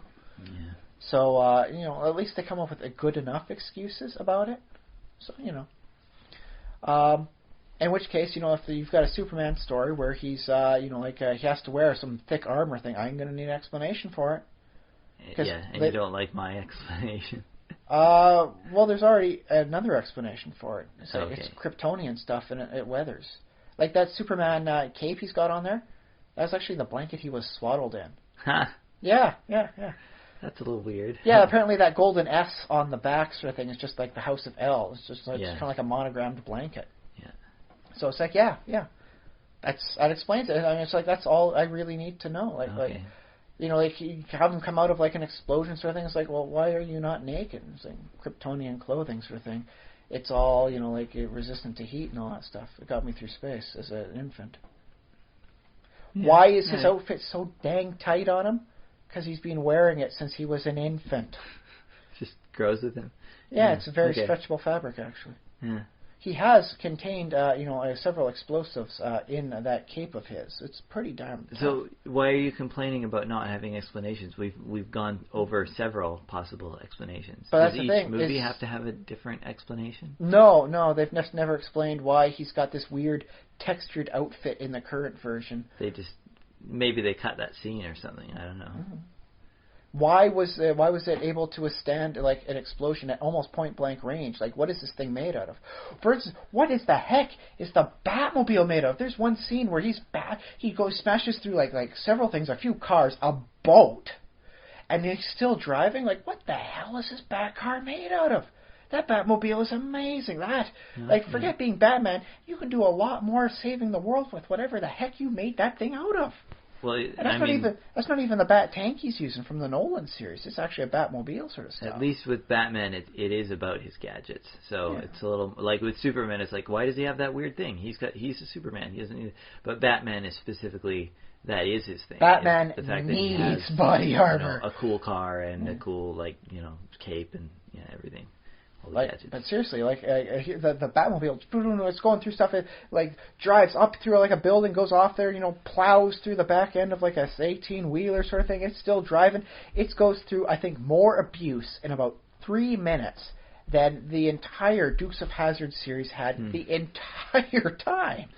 Yeah, he took a lot of abuse, and then the only time it really gets hurt is when it clips Superman and it goes crashing off. Oh yeah. And then as soon as it hits Superman, bam, that thing is damaged. Yeah. Because it's Superman, right? So it's a little weird, but it's just like, wow. Well, it's comic book logic, I guess. Comic book physics. It does explain, and it does really make Superman seem that much more tough. The Batmobile goes through all that thing, and it's still roadworthy, and all of a sudden it clips Superman, bam, done. Yeah. It's not driving anymore, or at least not driving very well anymore. He does get it back to the Bat Cave by its own power, although it is sparking, so it's like, oof. Yeah, he's going to need a lot of work done on that afterwards. Yeah. And there was a horse. There was actually a horse in there. There's an explosion at the Capitol building sort of thing, and a horse got frightened, and that's what Zoe really remembers about that scene. Oh, okay. Well, there's a little contribution. Yeah. So yeah, in the end, because of all these things, I like this because I didn't like this because I'm having such a hard time deciding how much I liked or didn't like the Batman vs Superman movie. I would have to ultimately say, if you see it, in the library, and you're gonna rent a movie, there's a lot worse choices you could make. I mean, there's probably some better choices you could make. I mean, Force Awakens is out there. I think the Captain America Civil War movies out there, and those would probably make more entertaining and more enjoyable movies to watch. But that said, I mean, it's not like you're gonna suffer watching Batman vs Superman. Well, I feel like that just means you give it a middling to low rating. But that's the thing. Is I loved some aspects of it. Okay. In the end, seeing the true heroic nature of Superman, Yeah. Okay. Wonder Woman, there was a nice bit about like the whole bit like is she with you? And like he said, Superman says to Batman. Batman goes, I thought she was with you. Sort of thing. It's showing that Wonder Woman is not like underneath anyone else in terms of importance. She is on her own scale. It was very subtle, but I think very profound with just the 2 lines of dialogue that way.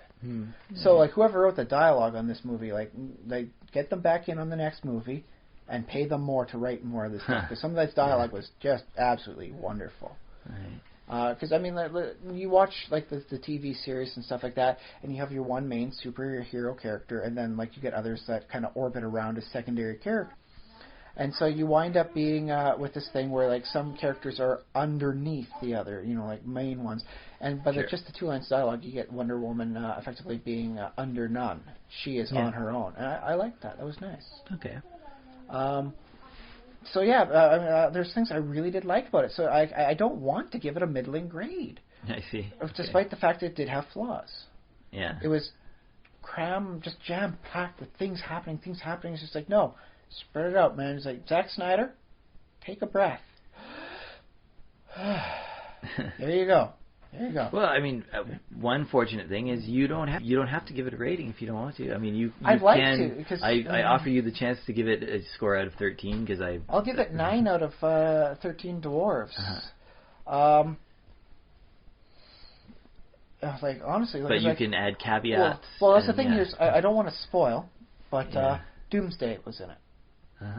And I liked this Doomsday more than I liked Doomsday in the comics. This was a more enjoyable villainous Doomsday, because the Doomsday in the comics was just so ridiculous. I have a hard time believing it. So it's like, yay, a Doomsday that I can dig as a villain more than the comics. So that's good. So that's a plus. Okay. A great Batfleck. That's 2 great things. A Superman being very like heroic and woo. A Wonder Woman I want to see more of. Weird, not Luthor-y Luthor. Yeah. So your complaints are a bit more nerdy, and I guess. Because I mean, if they had made it the Toyman, if Jesse Eisenberg had been the Toyman, I would think that is a revolutionary thing of the Toyman that they put in there instead of Luthor, and I thought that was a great sort of thing that they did to make sure that they used more of Superman's Rogues Gallery. Yes, that's excellent. I think I see your point, though, is that some of the things that you felt that you didn't like about it and would want to give a bad rating, you don't feel like they're legitimate complaints. They feel like they're coming from a different, like your own personal point of view. Imagine going off on a nice long walk. You're in a nice good field and you're walking, and it's a good sunny day, and you get some nice exercise and that fresh air, and then you come back and there's burrs all over your socks, and not just a few, like coated burrs all over your socks, man. You just walk through like a burr bush, and it's like, and you got to spend the time picking out every dang burr. I might throw my socks away. Or do we have to walk further? Okay. They're decent socks, man. Come on, you're not going to throw them away, right? You just got to pick off all these dang burrs. Yeah. And that's what this movie was like. It was like a great walk sort of thing that was just hindered by burrs. Okay. The little things that wound up like, man. Yeah, but and in some ways, like I think you speak for probably more for comic book fans than I could, in that you probably have a closer experience of what Superman is supposed to be like. I did grow up reading the Silver Age Superman stuff in the little digests that they released. Why don't they do that more often? Why is it always the big trade paperbacks that like hardcover stuff, man? You can tell some good simple Silver Age Superman stories, and you can get a lot of sense of what the character's about, man. I lament that. So much I have to use the word lament. Yes, the Lamentations of Ryan, the nerd. The Lamentations of the nerdy Ryan. But I mean, like, if you want to watch Batman vs Superman, I say, go for it, man. Okay. So because some people didn't give it that great a rating either. Well, that's the thing is, like the people were good. Like some people say, like, oh, Superman didn't really look very Supermanish sort of thing. And I'll admit that S curl wasn't always there on his forehead for his hair. And what was his Cavell was the name of the actor? He doesn't have like the thick hair that some people imagine for Superman. But if you look at his hairline for Superman, it's like, wow, that's actually very Silver Age Superman sort of style. I really dig that. He did a great Clark Kent, I think. Like Clark Kent in a relationship with Wonder Woman. I think he did very wonderful there. And his Superman, stuff was as good as can be done with the dialogue and what he had to do. Okay. When he came to testify, he walked rather than floated in. He walked like a normal man rather than float in like the divine figure. Okay. So I think that was some very interesting stuff done there. So I don't want to say, Zack Snyder, how dare you? Because I think Zack Snyder's done some very nice work. His Watchmen movie, I think, was about as good as you can make a Watchmen movie. I think it probably would have done better as a trilogy, personally. Right. But if you have to condense it down to one movie, it's not that bad. It's about as good as anybody could expect it to be doing. So I don't want to naysay anybody. Jesse Eisenberg's performance, it was very captivating, but I don't think it was Luthor. Right. So it's like, this movie, it confuses me in ways I haven't seen in a very long time.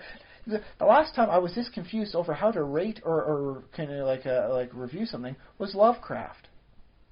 I loved most of his stories, but the fact that he was racist and had a few horrible racist notes in some of his stories, with his smirches, it's how do I rate it? It's he was racist, but a lot of people were back then, and he told a lot of good stories. And if you ignore the really racist ones, get rid of those ones there.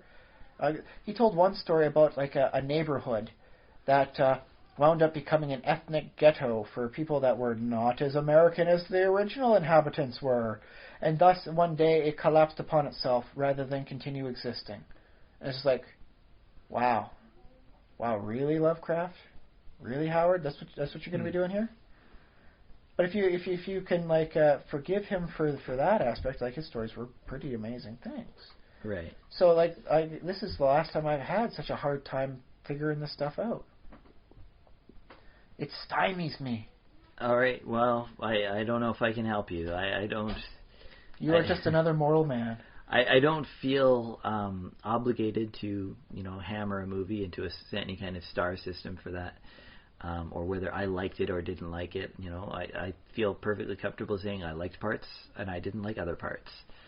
So maybe what gives me the frustration is that it could have been such a great 2 movies, as opposed to a mediocre, a good 1 movie. It could have been 2 great movies, really great movies. But no. Hey, at least they're keeping continuity, sort of thing, though. So it's yay, kind of playing catch up to Marvel. Woo. Yeah. That's okay. I'm watching The Flash and Wonder Woman, and Supergirl and all that stuff. So I've got my multiple continuity worlds sort of thing going on. Okay. Yeah. Alright. So yes, final verdict. You can watch it. Yeah. I would don't go out and pay a lot of money for it. Sort of thing. See if you can find it on Netflix or in your local library system. But you'll probably at least enjoy enough of it that you will say it was worth the while. And I want to see a lot more Batfleck. I want to see a lot more of him now. I think he works good for an older Batman. Okay, cool. Yeah. Sounds good. Still, it'll keep me up late thinking. And not in the way I kind of like a movie to keep me thinking. Oh, okay. Yeah.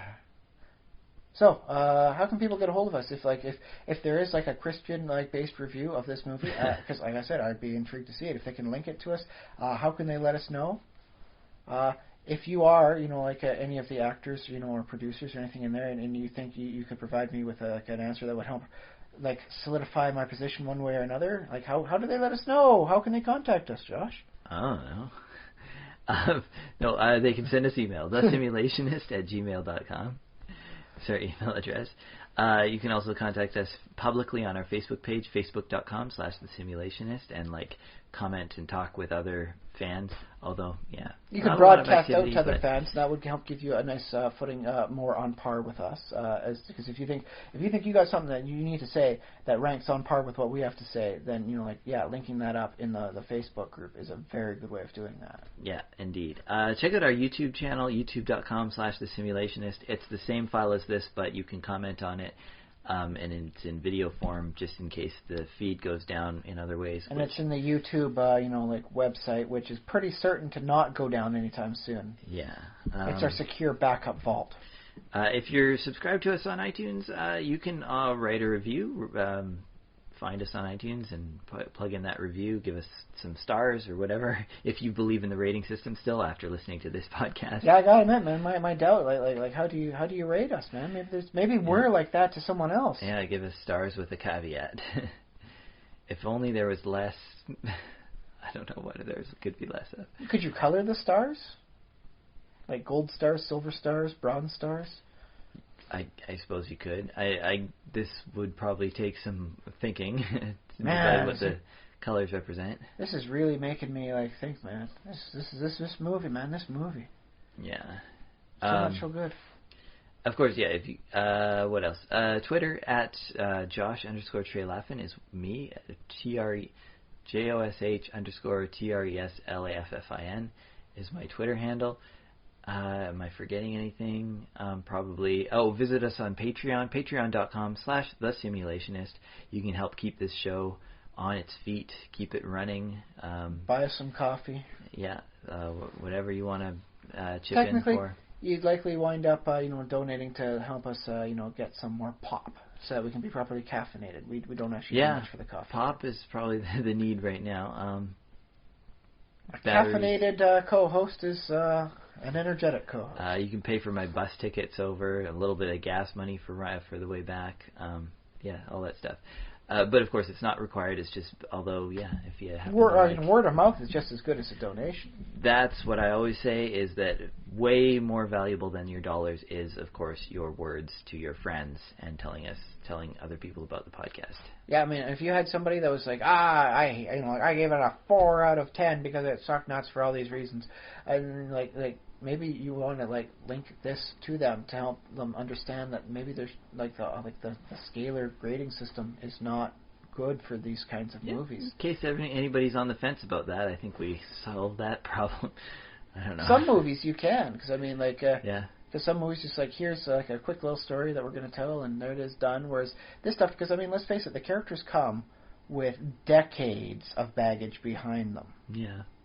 So there's a lot more to most of these characters than in almost any other movie being released for any other genre stuff going on. Yeah. You're hard-pressed to find characters with more pedigree than Batman, Superman, or Wonder Woman. True. Yeah. So, yeah. Is that all the things? I think that's all the things. Email, social media. I think we're done. Yes. I think. Do we have any final concluding thoughts? A- Batman, B+ Superman. Increasing to A+ in the final scenes, and B+ Wonder Woman upgraded to an A- thanks to the new potential theme music for her. Oh, hey, just she for really needed spoilers' sake, yes. Who won, Batman or Superman? Technically, Superman won ideologically, Batman won physically. Spoiler: Superman's dead. So Batman wins. Oh, Superman dies at the end. Okay, yeah, there. Batman wins. But that's the thing, though. It's like Superman is able to prove that Superman was who he said he was all along, and that Batman's fears were unfounded. So ideologically, Superman wins, and Batman takes the message to heart. Batman gets a Pyrrhic victory. Yes, well, I have a bastard thing. On the other hand, it's only just begun, sort of thing. There's more coming. Okay, right. And Superman comes back from the dead all the time. So. He has come back once from the dead, but it was a really notable event that made actual world headlines. Oh. Yeah. All right. So yeah. Yeah. Are we done? I think so. I've been Josh Shilla. I've been Ryan Kirkby. Finland.